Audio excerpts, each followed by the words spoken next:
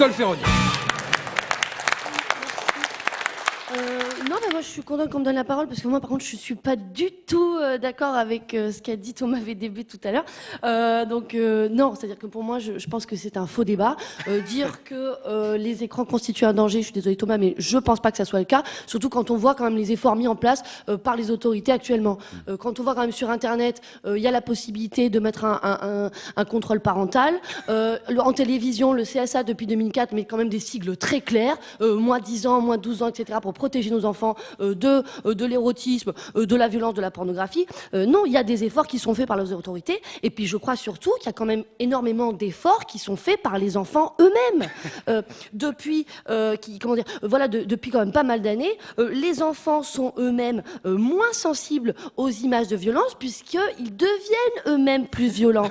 Et on peut bien sûr quand même les féliciter de cette démarche-là. Le Sénat a enregistré, je crois, entre 92 et 2001, une augmentation de la délinquance chez les mineurs de 79%, ce qui prouve quand même qu'ils prennent vraiment cette démarche très à cœur et qui explique qu'ils soient moins choqués par des images de braquage, puisque eux-mêmes en pratiquent beaucoup plus. Tu vois, Thomas, ce que je veux dire?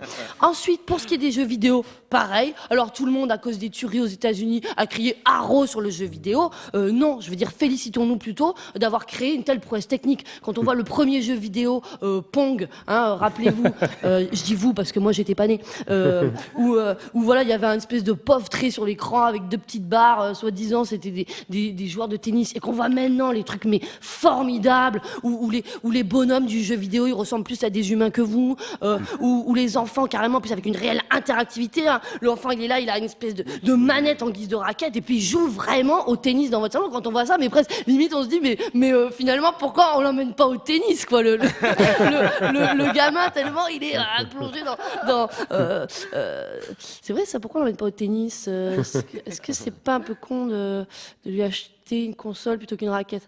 Ah non, je sais pourquoi on fait ça, c'est pour qu'il reste obèse, non, c'est pas ça. Qu'on perde. Non, voilà, c'est pour les protéger. D'accord, Thomas? C'est pour les protéger parce que ça, je pense que c'est important de protéger les enfants. Moi, je trouve que de nos jours, il vaut mieux qu'ils jouent dans le salon.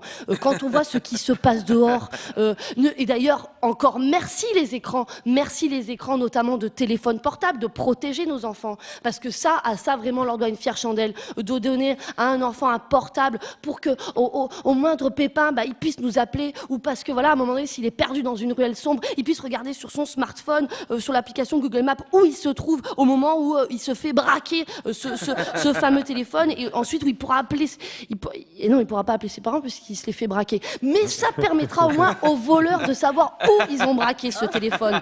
Donc non, pour moi, les vrais dangers les vrais dangers des écrans, c'est pas du tout pour les enfants, c'est pour les adultes. Je pense qu'il ne faut pas punir un enfant d'un écran, parce que sinon c'est nous-mêmes qu'on punit, hein, parce qu'un enfant est quand même bien plus à même de se démerder avec un écran que nous, parce que quand on voit, hein, nous déjà quand on dit le bureau, pour nous c'est toujours le meuble sur lequel est posé l'ordinateur. On a toujours du mal à comprendre ça dans l'ordinateur. Et puis surtout, les écrans sont pour moi les babysitters du 21e siècle. Sans les écrans, on est dans la merde. Un enfant, il passe 14 heures par semaine, mais si tu devais employer toi-même une babysitter pour t'occuper de ton gamin, t'aurais pas d'argent. Moi, je te le dis, Thomas VDB, t'aurais pas d'argent. Bon, même si, je l'avoue, le fait quand même qu'il passe du temps devant la télé, ça coûte, hein, parce que 14 heures de télé, il y a au moins 1 heure de pub, et quand on voit le prix des produits qui sont passés à la télé, vus à la télé par rapport aux autres produits, on voit bien quand même que la télé fait pas ça bénévolement. Donc bref, quand je vois que les écrans pour moi sont autant de fenêtres comme ça ouvertes sur le monde, je m'étonne qu'en fait le mot écran vienne du terme skern, du néerlandais qui signifie grillage, clôture, parce que pour moi au contraire, je trouve que voilà, l'écran nous laisse une grande liberté, celle de se laisser enfermer. Nicole Ferroni qui jouera son spectacle demain soir à Sénas et samedi soir à Millau. C'est ça.